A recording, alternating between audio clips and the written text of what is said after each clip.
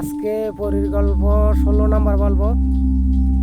রাত্র যখন 10টা বাজে ওই হঠাৎ করে আমার চালের উপরে একবারে গুঁড়ামাটি দিয়ে দেয়। তারপরে তৃতীয়বার দেওয়ার পরে আমি পুরোপুরি বুঝতে পারলাম ওই আসছে। আমার শরীরটা ক্লান্ত ছিল, এর জন্য আমি ওর উঠি নেই, আমি শুয়ে রয়েছি। ও একটু আগে আসতো, আজকে 10টা বাজে আসতো, এর জন্য আমার আগলা ঘরে কেউ ছিল না, আমি একা, মানুষের আনাগোনা নাই, এর জন্য একটু তাড়াতাড়ি আসতো।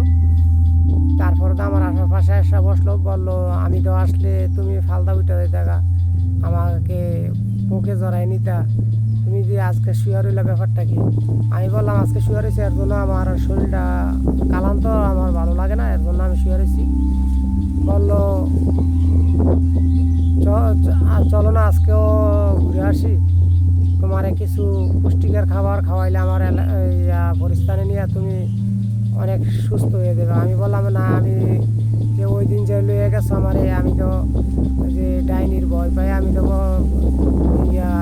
রঙ্গি রঙ্গি ভরাইলেছি প্রচার করে, আমি তো ভয়ের থেকে আমার শরীরটা ক্লান্ত হয়ে গেছে, এর জন্য আজকে আমি যাবো না।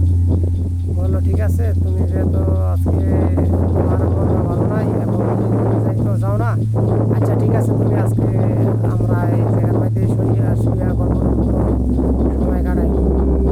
তারপর তো হয় আমার পাশে শুইল, শোয়ার পরে হয় আমার পাঞ্জা করে আমার দুইটা আদর দেয়, দেওয়ার পরে আমি দুইটা আদর দিই, দেওয়ার পর আমার চুলটি অনেকক্ষণ ধরে টিপতে থাকলো, আমার চুলটি বানাই দেয়, আমি আনন্দ পাই, ওই বুঝতে পারতো আমার চুলো ধরে করলে, টিপা দিলে আমি অনেক আনন্দ পাই, এর জন্য ওই এই কাজটি বারে করতো, আমি অনেক খুশি হইতাম ওর প্রতি।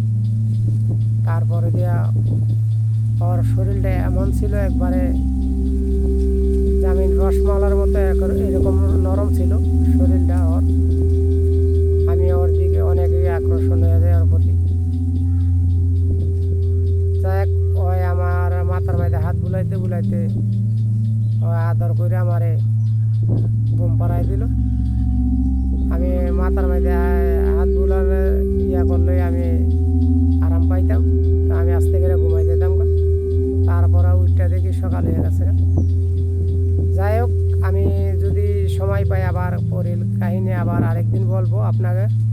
আপনারা যদি কমেন্ট করেন আমি বলবো, আর কমেন্ট না করলে আমার বলার তো এত প্রয়োজন নাই। যারা লাইক শেয়ার কমেন্ট না করে, বলার জন্য আমার প্রয়োজন হয় না। যদি আপনারা কমেন্ট করে বলেন আমি বলতে পারি।